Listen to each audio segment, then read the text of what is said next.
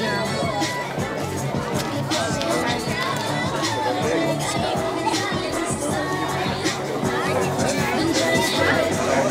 we krijgen hier dus de eerste van Hieltje Hoekstra. Ja, en zij komt er op dit moment op een 12e plekje te lezen. En nog steeds bovenop. Die liep er nog vast voor de linie van Jochem Meter. zit de linie van Jochem Meter. Dit is fantastische sprong. En dat zal eens even zien. Ja, en hier is journalist van de knaap. Oh, mooie sprong! Heel mooi sprong!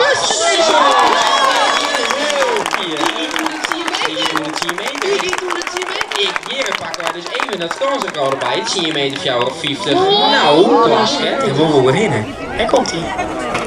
Ja, een mooie sprong. Ja, hij klimt erin. En hij nog 4. Hij komt dat optie hè. Wat een goede wedstrijd. Hier zit ooit wat op. Ja, Oh ja, hij is er. Ja, dat snap ik. Dat is